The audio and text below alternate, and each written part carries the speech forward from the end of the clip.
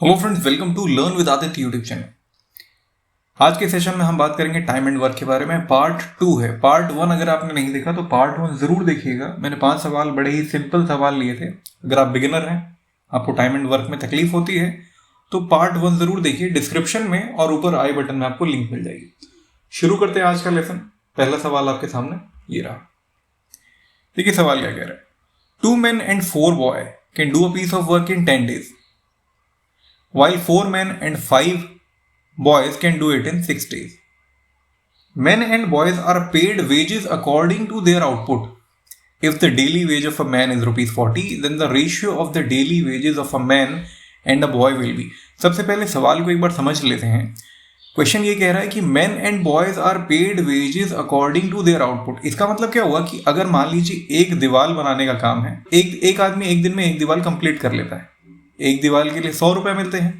अब एक बच्चा है, उसकी एफिशिएंसी कम है, वो एक दिन में आधा दीवार ही कर पाता है, तो उसे कितने रुपए मिलेंगे? 50 रुपए। इसका मतलब क्या हुआ कि इनडायरेक्टली ये कहा जा रहा है कि जितनी उनकी एफिशिएंसी है, जितनी उनकी काम करने की क्षमता है, उसके हिसाब से उन्हें पैसे दिए जाते हैं। बिल्कुल सही है भाई, जो जितना काम कर रहा है उसे उसके हिसाब से पैसे मिलने चाहिए। आखिरी में क्या पूछा? Then the ratio of the daily wages of a man and a boy will be. तो कुल मिला के ये आपसे ये पूछ रहा है कि भाई मैन की एफिशिएंसी और बॉय की एफिशिएंसी का आप मुझे रेशियो बता दीजिए।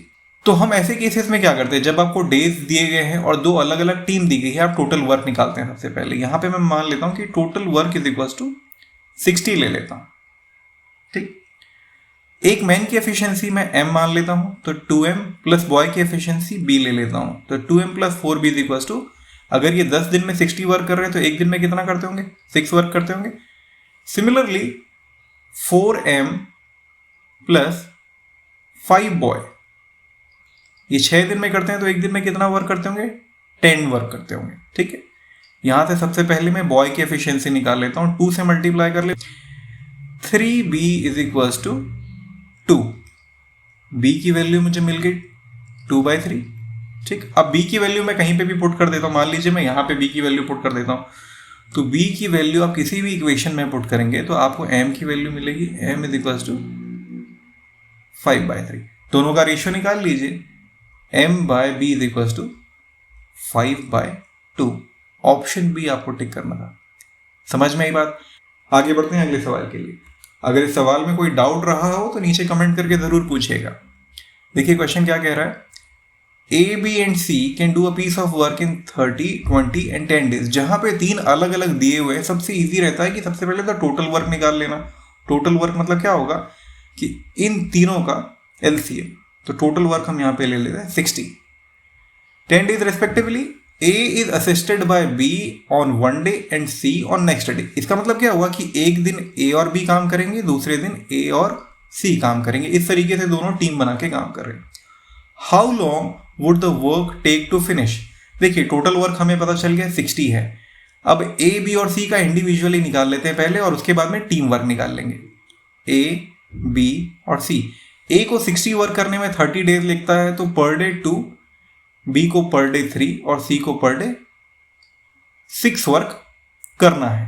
ठीक है, अब ये क्या बोल रहा है कि एक दिन A और B साथ में काम कर रहे हैं और एक दिन A और C साथ में काम कर रहे हैं। A और B साथ में काम करेंगे तो पर डे 5 वर्क होगा, A और C काम करेंगे तो पर डे 8 वर्क होगा। अब यहां पे देखिए ये एक रोटेशन में चल रहा है, मतलब अगर मैं 2 दिन की बात करूं तो 2 डेज में टोटल वर्क कितना हो रहा है? 13। हमें वर्क कंप्लीट कितना करना है? 60। तो 13 के टेबल में आप देखिए कि 60 के आसपास में क्या आता है। मुझे ये दिखता है कि यार 13 5 65 होता है। इसका मतलब क्या हुआ? 2 डेज है, 2 डेज का मैं 5 साइकिल चलाता हूं तो 10 दिन में कितना काम हो जाएगा? 10 दिन में 65 वर्क हो जाएगा। लेकिन मुझे तो सिर्फ 60 वर्क करना था। इसका मतलब आखिरी का जो 5 वर्क जितने समय में होता है उतने समय को 10 डेज में से माइनस कर देते हैं। ठीक है, अब लास्ट डे कौन काम कर रहा होगा? देखिए सबसे पहले ए बी काम करने जाता है, उसके बाद ए सी काम करने जाता है, तो 10 डेज मतलब लास्ट डे में ए सी काम कर रहा होगा। ए सी एक दिन में कितना काम करता है? 8 काम करता है। मुझे 5 काम का समय घटाना है, तो माइनस 5/8 हो जाएगा। मेरा आंसर आएगा 9 3/8। समझ में आई बात आपको? आगे बढ़ते हैं अगले सवाल की तरफ। देखिए सवाल क्या कह रहा है। 3 person undertake to complete a piece of work of rupees 1200 the first person can complete the work in 8 days, second person in 12 days and third person in 16 days. They complete the work with the help of a fourth person, मतलब एक चौथे आदमी को और इन्होंने involve किया, जिससे कि इनका काम इन 3 days, 3 दिन में इनका काम कंप्लीट हो गया. What does the fourth person get? देखिए यहाँ पे हम टोटल वर्क की बात नहीं करेंगे, यहाँ पे हम टोटल अमाउंट की बात करेंगे. कैसे? टोटल अमाउंट कितना है? 1200 रुपए का एक काम है. ठीक है. अब पहला बंदा जो है उसे हम ए ले लेते हैं, बी और सी, 3 बंदे हैं. ठीक है. पहला बंदा 1200 रुपए काम को 8 दिन में करता है, तो एक दिन में मतलब इसकी पर डे वेज या रोजी कितनी बनती होगी? 150 रुपीज. दूसरा पर्सन जो है वो 12 दिन में काम करता है, तो इसे पर डे कितना पैसा मिलेगा? 100 रुपीज. और तीसरा पर्सन 16 डेज में काम करता है. भाई 8 दिन में काम करने वाले को 150 रुपये मिलते थे, तो 16 दिन में काम करने वाले को 75 रुपीज मिलेंगे. समझ में ही बात. अब क्या हो रहा है, इन्होंने एक चौथे पर्सन को इन्वॉल्व किया. अब उसे पर डे कितना देना ये हमें पता नहीं, लेकिन ये हुआ कि जब ये चारों मिलके काम करते हैं तो टोटल काम 3 दिन में कंप्लीट हो जाता है. तो अब हम ये देख लेते हैं कि कौन कितना काम करता है 3 दिन में. देखिए ये 150 एक दिन में काम करता है, तो 3 दिन में 450 रुपये का काम करेगा, ये 300 रुपये का काम करेगा और ये 225 रुपये का काम करेगा. ठीक है. और यहाँ पे इसने 3 दिन में जितना पैसा इसने कमाया वो आ गया. अब 1200 रुपये में से जिसने जितना पैसा ले लिया उसको निकाल दीजिए, जो बचा हुआ पैसा है वो डी को दे दीजिए. ये टोटल कितना हो गया? 750. 750 यहाँ पे मैं सब्ट्रैक्ट कर दूं तो मिल जाएगा मुझे 450. 450 में 225 रुपये मैंने सी को दे दिए, डी को मिलेगा 225 रुपये. समझ में आई बात? ऑप्शन बी आपको सिलेक्ट करना. आगे बढ़ते हैं अगले सवाल की तरफ. Two workers A and B working together completed a job in 5 days. If A worked with twice as efficiently as he actually did and B worked at 1/3 as efficiently as he actually did, the work would have been completed in 3 days. A would require how many days to complete the work? देखिए यहाँ पे हम total work निकालेंगे, लेकिन एक अलग तरीके से निकालेंगे. कैसे? मान लीजिए कि A की एफिशिएंसी है A और B की एफिशिएंसी है B, तो ये दोनों मिलके एक दिन में कितना काम करेंगे? A plus B. टोटल काम कितने दिन में हो जाता है इस एफिशिएंसी से? 5 डेज में. तो 5 इंटू A प्लस B, ये टोटल काम. ठीक है. अब क्या बोल रहा है कि अगर इनकी एफिशिएंसी में कुछ बदलाव आ गया. बदलाव कैसे? A काम करेगा 2A एफिशिएंसी से और B काम करेगा B/3 एफिशिएंसी से, तब ये सेम काम 3 दिन में हो जाता है. तो इन दोनों को इक्वेट कर देंगे, क्योंकि दोनों टोटल वर्क अलग अलग दिन में कर रहे हैं, अलग अलग एफिशिएंसी से. तो यहाँ पे हमें A और B का रेशियो मिल जाएगा. देखिए कैसे? 5A plus 5B is equal to 6A plus B. तो हमें यहाँ से मिल जाएगा A is equal to 4B. समझ में बात? इसे आप सॉल्व करेंगे, A is equal to 4B आ जाएगा. अब अगर A is equal to 4B है तो एक दिन में टोटल काम कितना हो रहा है वो देखिए. 5 इंटू A प्लस A/4. भाई B की जगह पे मैं A/4 लिख सकता हूँ, तो ये हो जाएगा 25 A/4. मतलब टोटल वर्क कितना है आपके पास में? 25 A/4. अब अगर इस काम को A एफिशिएंसी से किया जाए तो कितने दिन में हो जाएगा? 25/4 डेज में हो जाएगा. 25/4 को अगर आप मिक्स फ्रैक्शन में लिखेंगे तो कितना हो जाएगा? 61/4 डेज हो जाएगा. ऑप्शन बी आपको सिलेक्ट करना चाहिए. भाई यहाँ पे हमें A के टर्म्स में चीज़ें निकालनी थी ताकि A से डिवाइड करें तो हमारा टाइम निकल जाए. तो इसीलिए मैंने टोटल वर्क को A के टर्म्स में निकाला और उससे A एफिशिएंसी को डिवाइड कर दिया. आगे बढ़ते हैं अगले सवाल के लिए. A can do a piece of work in 20 days and B in 30 days. They work together for 7 days and then both leave the work.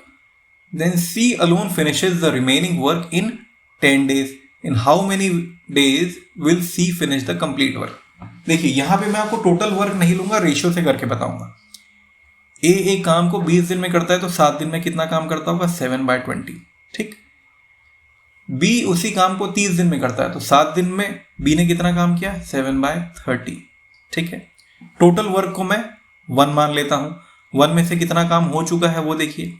7/20 plus 7/30, इसे आप करेंगे, ऐड करेंगे तो आपके पास में आएगा 1 माइनस 35/60. समझ में आई बात?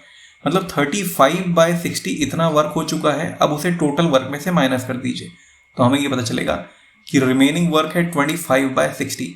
25/60 इतना पार्ट काम का बचा हुआ है. इसे करने में सी को कितने दिन लगते हैं? 10 दिन। तो एक वर्क को मतलब पूरे वर्क को करने में सी को कितने दिन लगेंगे? 600/25 is equal to 24 days. Option C आपको सिलेक्ट करना चाहिए।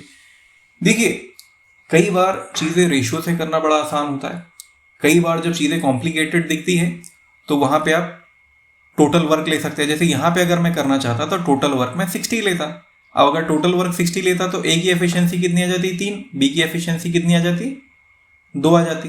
ठीक है, 7 दिनों में इन्होंने कितना काम किया होता? 7 में काम करते हैं तो 5 काम करते हैं, 7 दिनों में 35 काम करते हैं। बचा काम कितना? 25। भाई 25 काम अगर वो 10 दिन में कर रहा है तो 60 काम कितने दिन में करेगा? 24 दिन में करेगा। किसी भी तरीके से आप सॉल्व करें, आंसर आपका 24 ही आना है। लेकिन आपको ये फील करना है कि क्या चीज़ आपके लिए कंफर्टेबल है, किस तरीके से आप कम से कम समय में आंसर निकाल सकते हैं। बस यही तो मेन मोटिव है। जितने जल्दी आप क्वेश्चन सॉल्व कर पाएंगे उतने ज़्यादा आप नंबर स्कोर कर पाएंगे। मुझे उम्मीद है कि आज के 5 सवाल आपको पसंद आए होंगे। अगर कोई भी डाउट हो तो नीचे कमेंट करके ज़रूर पूछ लीजिएगा। चैनल पे नए हैं तो चैनल को सब्सक्राइब कर लीजिए। वीडियो अगर अच्छी लगी, कुछ भी चीज़ आपको सीखने को मिली है तो वीडियो को लाइक ज़रूर कीजिएगा। फिर मिलते हैं आपसे अगले लेसन में। इस वीडियो को देखने के लिए धन्यवाद।